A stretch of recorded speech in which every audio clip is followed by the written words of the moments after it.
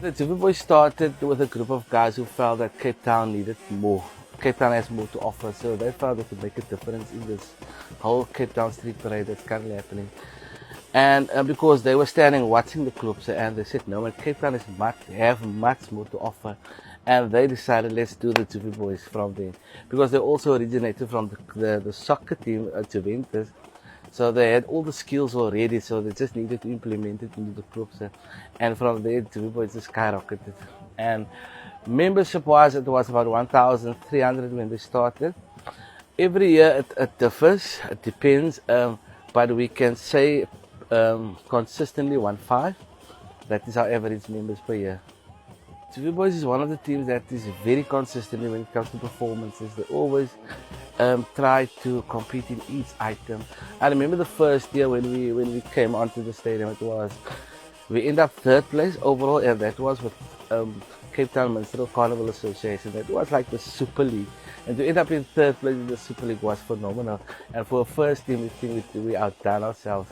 And from there, until now, it was third, fourth, second, first. It's never under fourth. Our lowest was fourth place in our second year.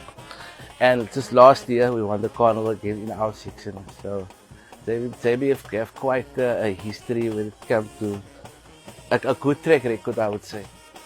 It's a whole year thing. It's not a 6-month thing. It's not a 4-month.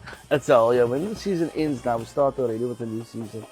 All the departments come together. We have an engineering department. We have a media. We have a marketing. We have a coaching. We have events department. So all of those come together and we set out our goals for the year. Klopse and Tweede are dated back to the colonial area where slavery was rife in South Africa. Slaves had only one day off, and that's Tweede.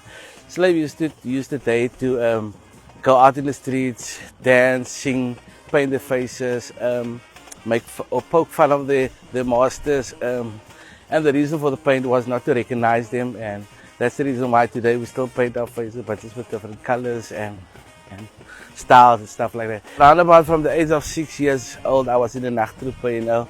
Our house used to be like the club's camp, where all the cousins and the family came together, because my dad was like the captain of the Nachtruppe, and he would make sure all our uniforms were sorted on that night. So we moved from here to the club's kamer, all the whole year together, you know, from the year on into New Year's Day, getting into a club again. And that all started with my dad, who was a member of the Pennsylvanians. So he brought that from him onto me. For me personally, setting foot on that white carpet at Athlone Stadium or even in town, knowing that we are the people's team, it makes me feel like $1 million. I know for sure people is gonna wait for us. People will cheer for us.